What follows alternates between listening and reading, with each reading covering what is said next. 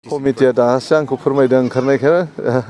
दहाय बुङाखैमोन दासो ओंखारना बुंदों आं बेखौ बेबस्था लागोन जेसे हायो आङो सरकारनिफ्राय बे क्लासरुम एक्सटेनसननि खोथा बुंदों बेखौ मावनाय जागोन बेखौ आङो फोरमायबाय कमिटिनि माने दैदेनगिरि बिथांमोननिसिम थ' आरो दिनै बेहाय खैराझार गुदि फरायसालिनि 72थि बोसोरारि बेवहाय फालिनाय जादों साननैनि हाबाफारि लानानै बे स्कुलनि फरायसा फरायसालिफ्रा मोजां रोखोमै माने बेवहाय पार्टिसिपेट खालामदों आरो बेहाय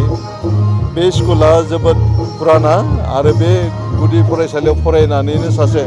सामिन्द्र नार्जारि होननाय इन्जिनियारबो जाहैनो हादोंमोन बिथाङा रिटायारबो लाबाय आजिरा मोनलायबावबाय माने PHC डिपार्टमेन्टनि बिथाङा सुपारिनटेन्डेन्ट जानानै रिटायार लादों आरो दा बे हिसाबै बे स्कुलनिफ्राय आरो मोजां फरायसा फरायसुलि इयुनाव आरो माने दिहुननो हागोन बेखौ आं आसा लाखिदों थेंक इउ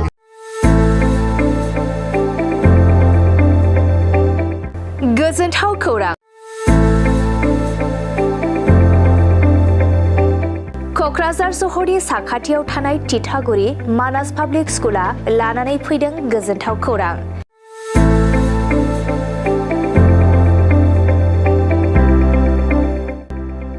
मानास पाब्लिक स्कुला गुन गोनां सोलोंथाइ बोसोरनि नार्सारिनिफ्राय थाखो 9 सिम फरायसा फरायसुलिफोरनि गोदानै 2026-27 मायथाइनि गोदानै मुं थिसननायनि खाबुफोर होगासिनो दं गुन गोनां सोलोंथाइ होनायजों लोगोसे तितागुरि मानास पाब्लिक स्कुलाव basic computer education English speaking environment आरो मोजां सोलोंथाइ गोनां फोरोंगिरिफोर दं फरायसा फरायसुलिफोरनि थाखाय सोलोंथाइ लानायजों गोबां मोजां खाबुफोर दं जेरै यगानि खाबु आरो हिन्जावसा आरो हौवासाफोरनि थानायनि थाखाय सेपारेट हस्टेलनिबो खाबुफोर दं